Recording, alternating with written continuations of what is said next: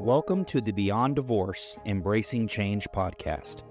My name is Michael Flores, and I will be your host while we explore the complex journey of divorce with empathy, insight, and practical knowledge. Whether you're contemplating separation, in a divorce, or looking for support post-divorce, our episodes provide expert guidance, stories, and strategies to help you through every step of the process. We are actual therapists, helping clients who sit on our couches every day through their difficulties of divorce.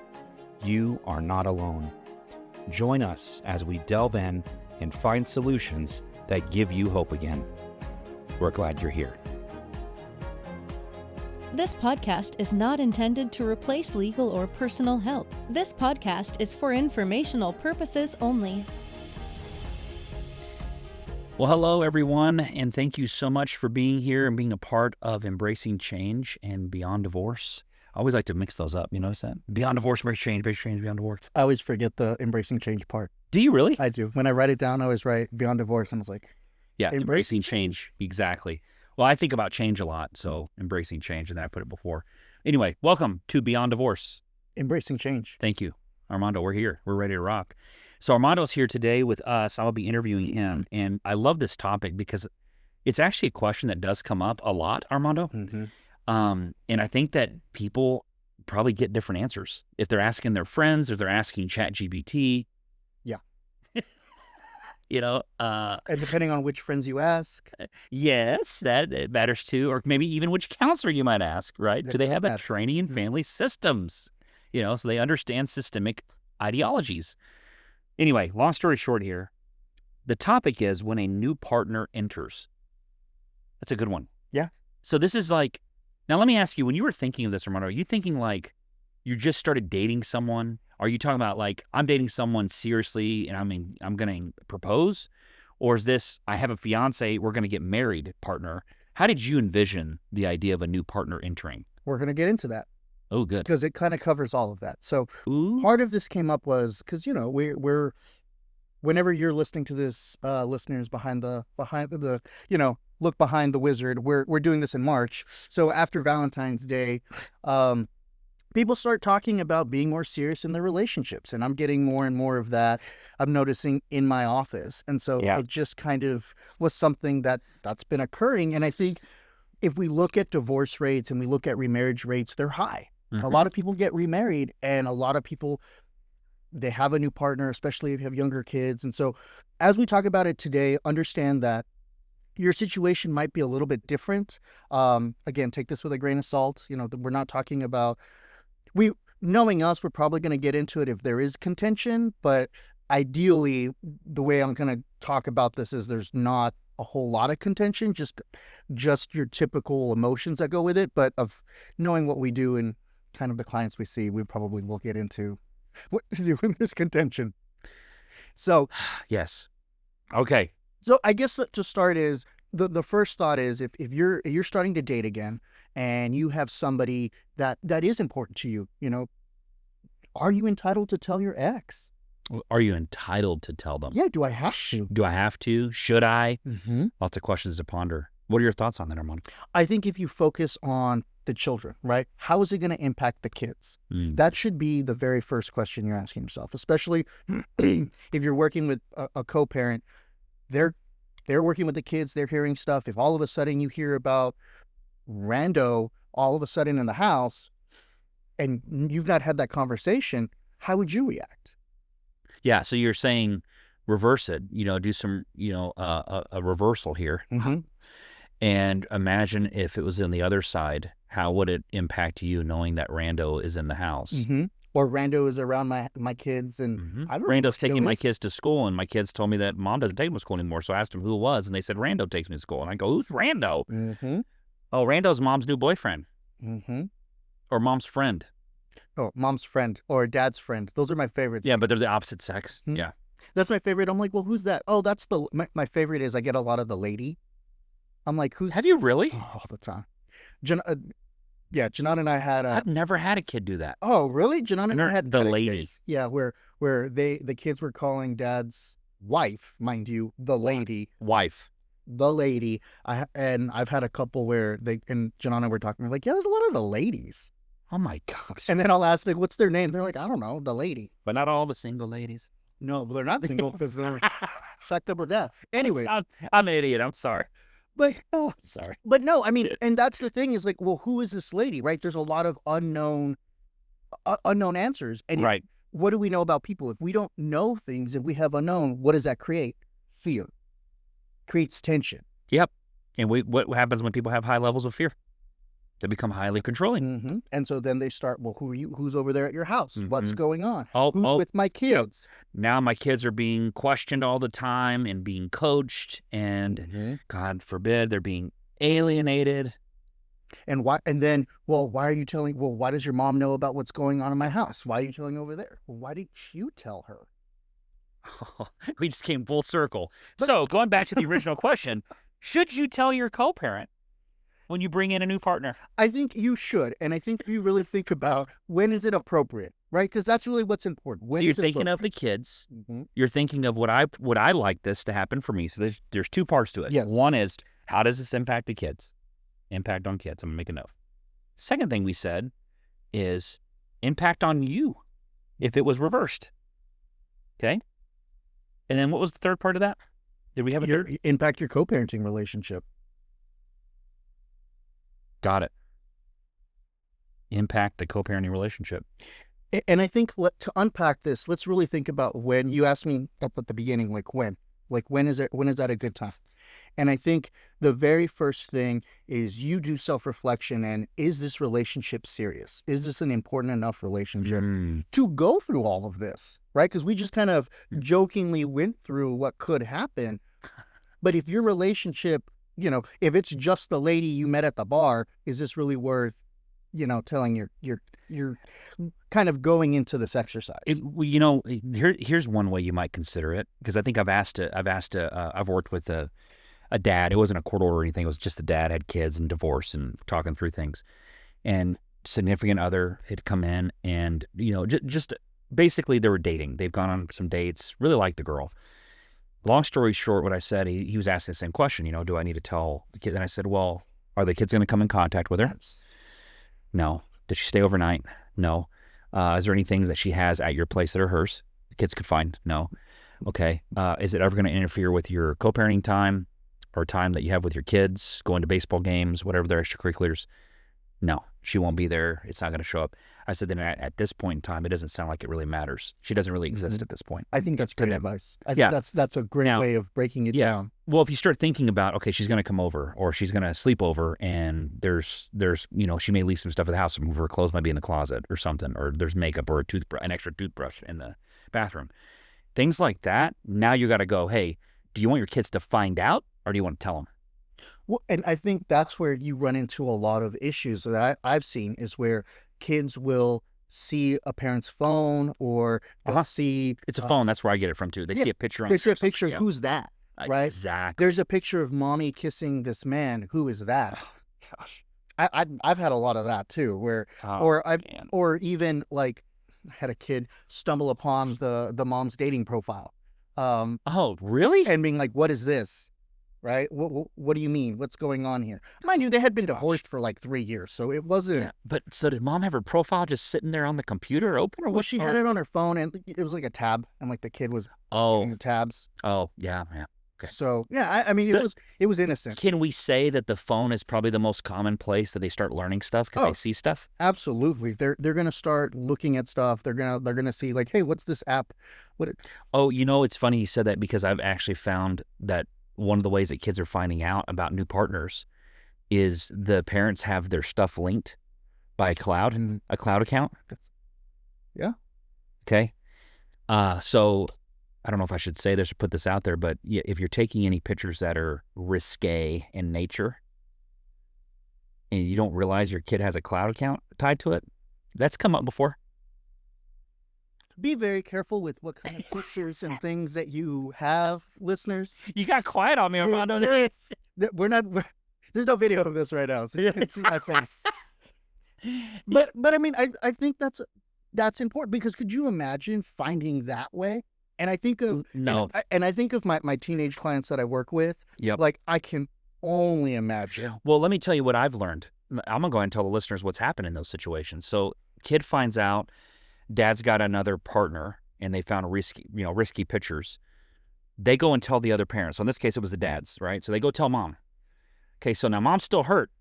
Maybe mom still likes dad. Maybe she's hoping that at some point they could reconcile their relationship. Maybe hasn't ever said that to dad, but maybe that's deep down inside of this woman. So now she says, oh my gosh, I can't believe your dad has a girlfriend. I bet he had that girlfriend before we ever divorced. I bet he was cheating on me. So now the new dialogue becomes, dad had an affair. And dad's like, no, I never did. And I'm watching you guys back yourselves into a corner, because you're either, I don't want to share it, I don't want to say, and you're trying to avoid the thing that should happen. Yep. So the formula is, what's the impact on your kids? What's the impact on you if this was reversed? And what's the impact on your co-parenting relationship? And if you say in any one of these marks, you go, that's going to impact my kids. That's going to impact if I was reversed, that would impact me. That's going to impact my co-parenting relationship. Yeah, you probably should share it. I mean, even if I've encouraged this conversation not too long ago with a dad, where the child came up and was like, well, my dad, I mean, he's got a girlfriend here, a girlfriend there. And I'm like, how do you know that? Because I see all the texts and stuff. And I'm like, well, and I was like, well, what does he say? Have you asked him about it? He says he's not doing any of that. And I'm like, oh, so, and she's like, but I've seen it. And so I talked to dad, and he goes, well, yeah, I'm dating, I'm kind of, I'm talking to different, and I'm like, so why not tell her?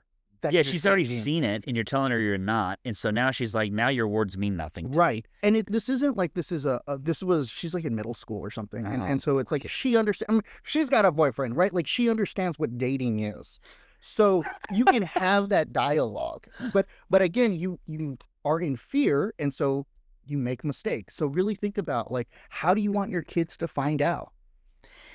Yeah, I think so. Let me say it this way, even if a kid doesn't like what they're being told, if it's clear and it's true, they actually respect it later. There's some guy says this thing, clear is kind or something. Oh, you know that guy? Have you heard that saying before? Well, it's actually a girl that said it named Brene Brown, and then this guy said that makes so much sense. And this guy that says that is named Michael. He says it a lot. He does say it a lot. Dude, I've said it in session. I've said it in a meeting. I've said it to a lot of people. Clear is kind. But you can be clear and be disrespectful. And that's not kind. That is true. So I think that's not what we're saying. We're saying that when you're being clear, you're being honest. You know what I mean? You're being honest to the point of going, I'm not concerned about this outcome. You're thinking of the fear of the outcome versus I want the clarity to be there, because then hard talk's going to happen. It's funny. I was driving home one day with my family, and my daughter made a comment about something. I don't know if it was like, hey, Dad, I want to stay the night. I don't know what it was. It was something that, it was about going to do something and having, if I had some money she could take with her, but she was afraid to ask me. And so she developed the courage to ask me if she could get some money to go to this thing she's going to with a friend.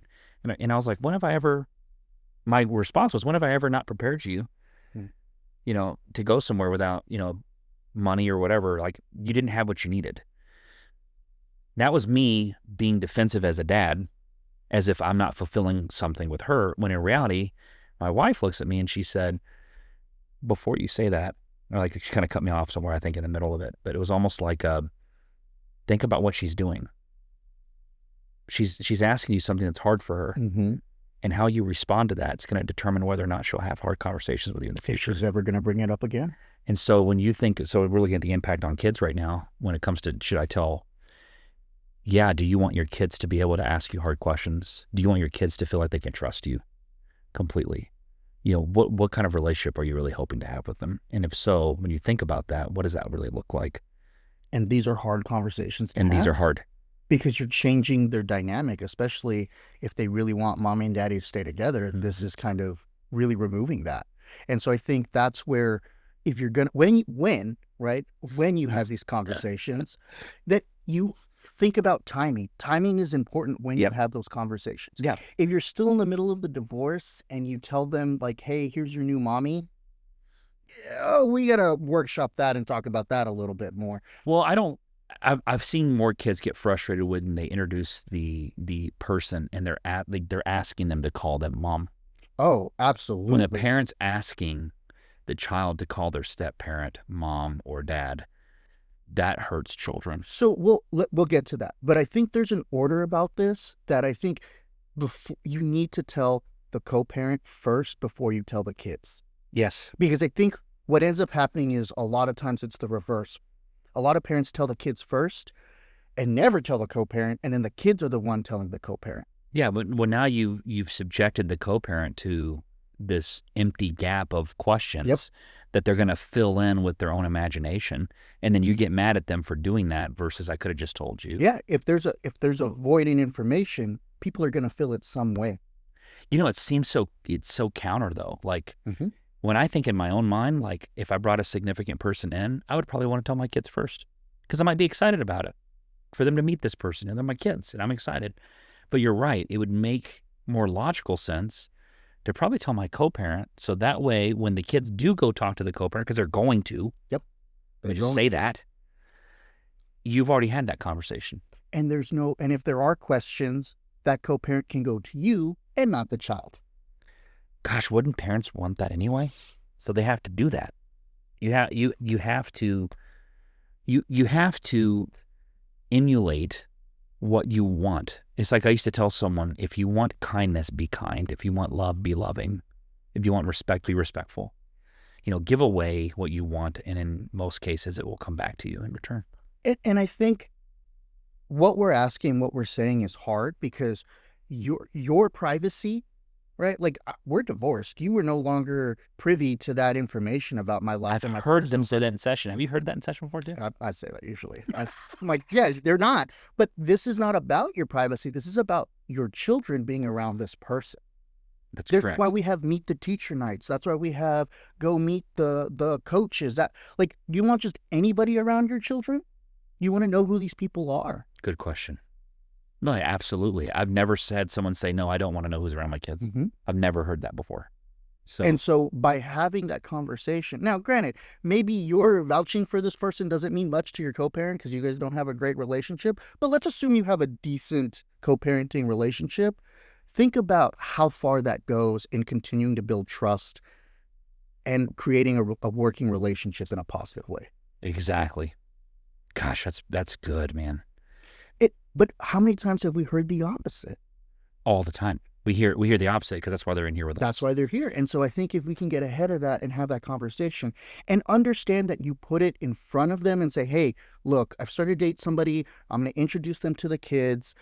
So if they start mentioning so-and-so, that's who this is. It's not just a rando or the lady. This is who that person is. Yeah. So I'm going to play the parent. So what if they start asking me a bunch of questions about this person that I'm introducing? Do I have to answer them? Do I have to tell them everything that's... You can keep you keep healthy boundaries in terms of what they need to know. Yep. But you don't have to tell them, oh, yeah, we met on our Tuscany cruise and we had a wonderful romance. One, they don't want to hear that. Right? Two, they don't need to know that. And if they're stalking you on Instagram, they're going to see it already. So it's fine. They're going to already know. Or rather, they're not going to do it. They're going to have their friend follow you on Instagram and keep tabs on you. They create what do they call those fake Instagram accounts? The Frienstas. Friendsta. There's a Friendsta account following. Yeah. That's funny. A Friendsta. That's the whole thing. Anyways, I mean, but having that dialogue in that conversation is important. But being clear with your boundaries of, hey, we don't need to get into that. This is what's going on.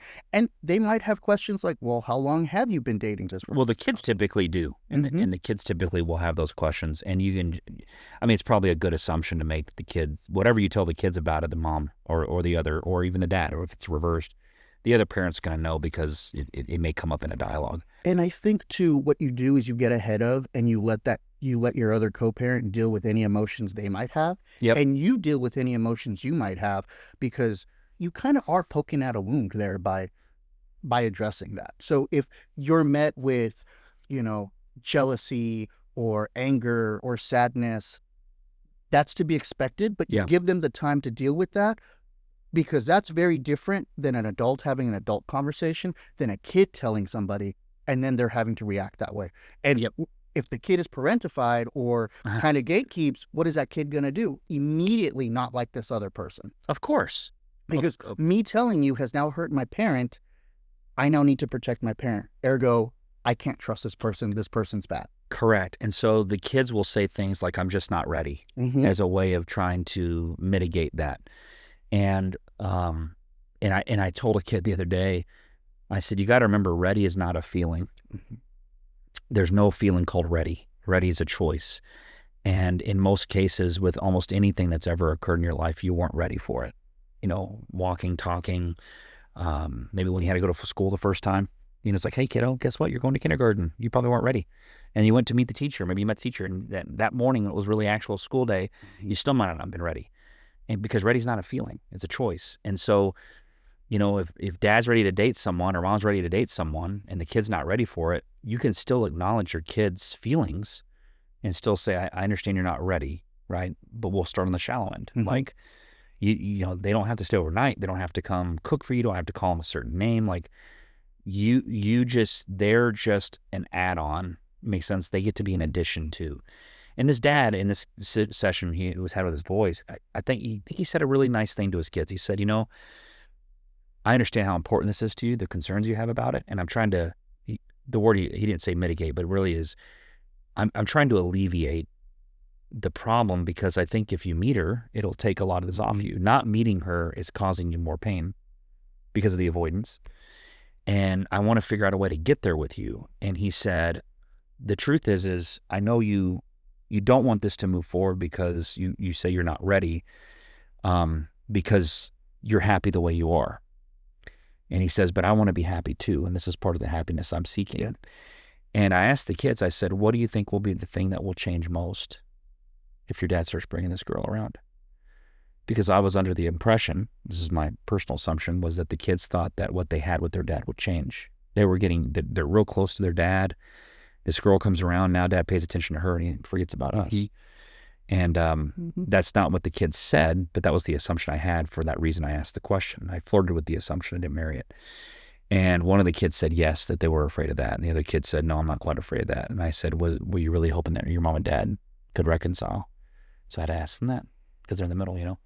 And I think this is where we as therapists are questioning the impact on the kids, the impact on the co-parent. We're doing those steps with you, but you don't need us to do that if you'll just personally consider it. If you get it ahead. I mean, get ahead of it. I've seen it both ways. I've seen it where, you know, the co-parent invites the other co-parent, like, hey, come to dinner, let's have coffee, you can meet my new partner, or you and your husband can meet me and my new girlfriend, and we can sit down and we, you know, I've seen that, and that's wild when that happens in my office, because I'm not used to saying that, right? But that's where you start off, where there really is, that becomes that person. If they do end up marrying, they become that bonus parent.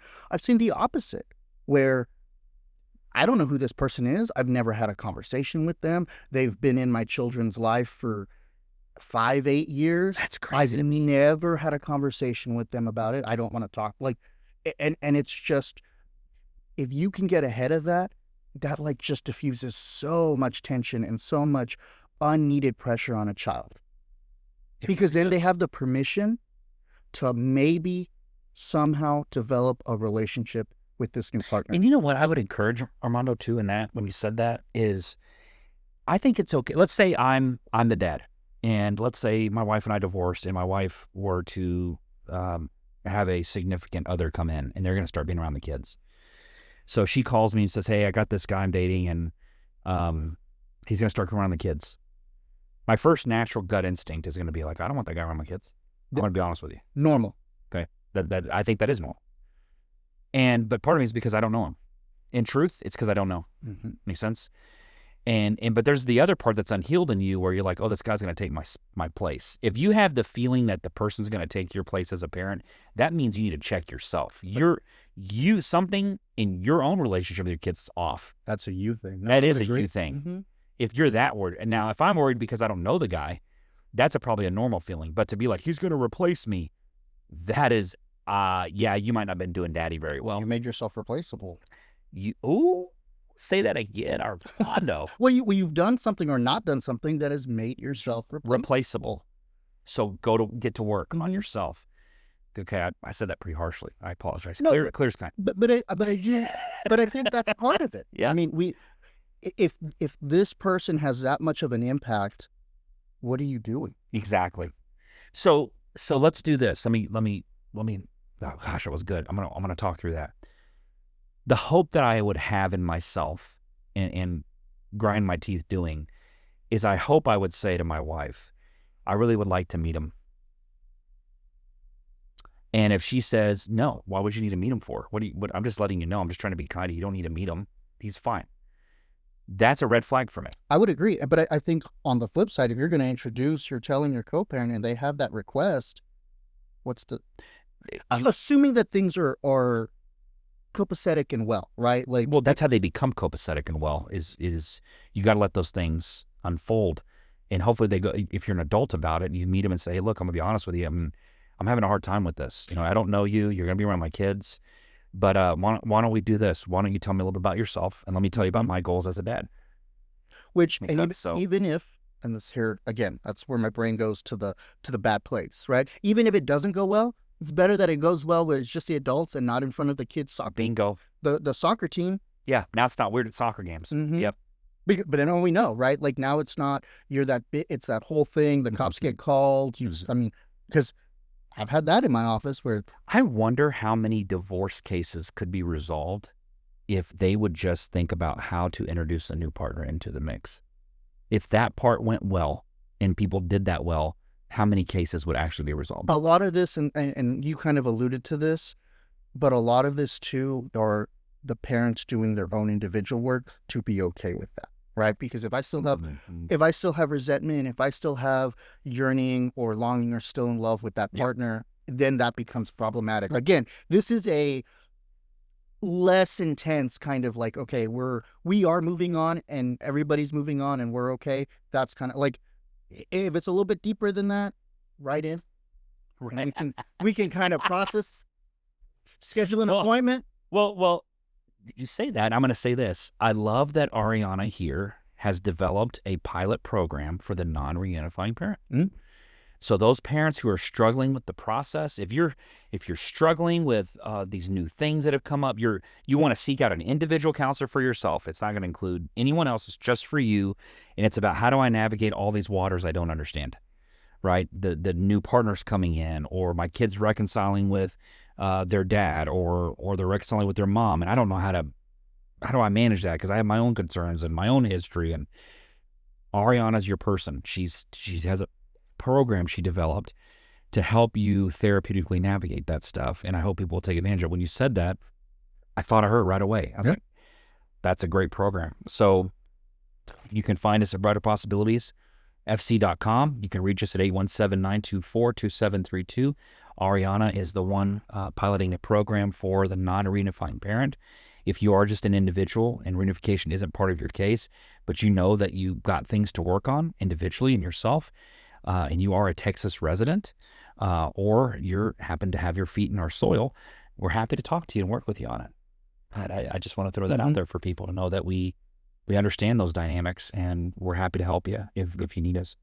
What else would you like to say to the listeners, Armando, as we wrap this up when it comes to a new partner entering?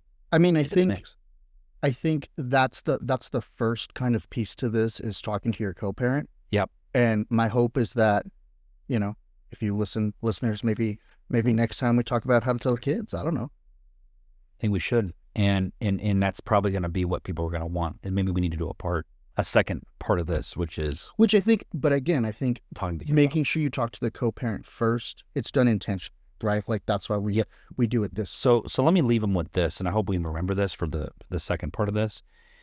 Talk to the co-parent first, okay? But before you talk to the co-parent, you're going to do an audit of three things. How is this going to impact my kids? How does this impact me if this was reverse? And how is this going to impact my co-parenting relationship? Get all that clear, right? Come up with your conclusions on that. And then talk to your co-parent about it. Introduce this is what's happening to the co-parent. Step one. Is that right? I think so. And I think what we'll do in the next episode, we can build off that and go, now let's talk about how you approach your children. Make sense? And I'm assuming that would be number 2. Talk to the kids. Yes. Talk to co-parent first, talk to kids second. And we can do a segment on how to do it with the kids. Maybe we can do it on how to talk to the co-parent, how to talk to the kids. Okay. Got it. That's awesome, man. Anything else? I think that's it. I mean, I think listeners, if there's anything you have, anything that you're curious about, write in, shoot us an email, shoot us a Instagram, I guess. Use your Friendster account. Friendster. You know what? Just connect with us. Finding our website, there's a contact us tab on there. There's so many ways I think we've made it available for people to find us if they just look. Just like they found the podcast, they can find you if they really want to. We are here. We're happy to help. We had a segment where we had people that wrote in questions, and then we kind of answered them. We didn't want them to give us any identifying information, but we answered the question in the best way we could therapeutically. I do like those. I think it gives us a way to interact with you all, the listeners, and it gives you a way to interact with us directly. And so if you have things like that, go ahead. Feel free to shoot it in. And we will ultimately, if you put things in there that are in the nature of being able to be discerned as someone will know who this is, we will do our best to ensure that doesn't happen because we kind of have to. Mm-hmm. So I would definitely encourage you not to send anything in if you're that concerned about it. You can just probably send it in for us personally, but not for the show. But if it's for the show, we will still consider all those factors as well, as much as we can for you, because we care about you. We care about your privacy. But we do want real live stuff so we can continue to share real life situations with the listeners that you could help someone else. Mm-hmm. That's the way we give to each other, is working together that way. So I appreciate it. Keep moving forward, everyone. And thank you so much for being here. Bye. Bye. Till next time.